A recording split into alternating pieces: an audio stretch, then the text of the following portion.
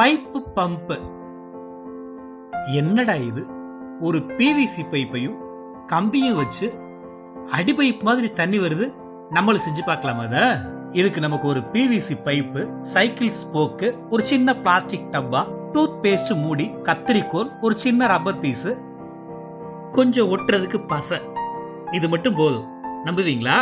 First plastic டப்பாவோட மூடியில 1 centimetre விட்ட இருக்கிற மாதிரி ஒரு ஓட்டை போட்டுக்கலாம். அப்புறம் அதே டப்பாவோட பின்னால நம்ம கிட்ட இருக்கிற பிவிசி பைப்பை உள்ள நுழைக்கிற மாதிரி ஒரு ஓட்டை போட்டுக்கலாம். ஒட்டுற டேப்பை 3 சென்டிமீட்டர் எடுத்து அதுல இருந்து இங்க நீங்க பாக்குற மாதிரி ஒரு பக்கம் மட்டும் திறக்கிற ஒரு வால்வை உருவாக்கிக்கலாமா? இது கண்டிப்பா ஒரு பக்கம் மட்டும் திறக்கணும். பார்த்தா புரியுதா? இப்போ பிவிசி பைப்புக்குன்னு ஒரு துளை போட்டோம் இல்லையா, அது வழியா அந்த பைப்பை உள்ள நுழைக்கிறோம். இப்போ நம்ம வால்வு உருவாக்குன மூடிய வச்சு மூடுறோம்.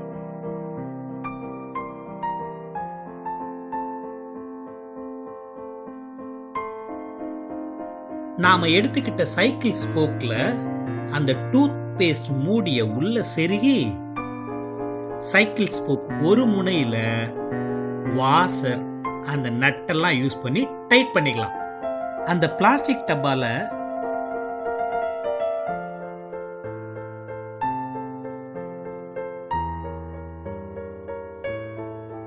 உள்ள இருக்கிற பிவிசி பைப்போட அடுத்த முனையில இந்த மாதிரி ஒரு சின்ன துளை போட்டுக்கிறோம்.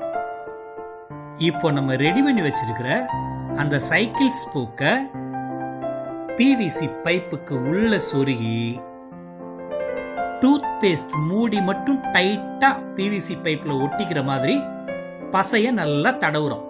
இப்போ கொஞ்ச நேரம் நல்லா காயட்டும். இந்த சைக்கிள் ஸ்போக் மட்டும் ஃப்ரீயா உள்ள போய் வரணும். நம்ம பைப் ரெடி ஆயிடுச்சுன்னு சொன்னா நம்புவீங்களா? இங்க பாருங்க, தண்ணி எவ்வளவு அழகா வெளில வருதுன்னு. இப்போ நீங்க நம்பிதானே ஆகணும்.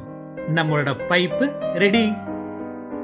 பிஸ்டன் அழுத்துறப்போ தண்டுக்குள்ள இருக்க காற்றோட அழுத்தம் அதிகரிக்குது. தண்டு மேலே இழுக்கப்படுறப்போ காற்றோட அழுத்தம் குறையுது. கீழே அமைக்கப்பட்ட வால்வின் வழியா அழுத்தம் குறைவா உள்ள தண்டு பகுதிக்கு நீர் பாயுது. தொடர்ந்து அழுத்தப்படும் போது தண்டில் இருக்க துளை வழியா நீரானது வெளியே பாயுது.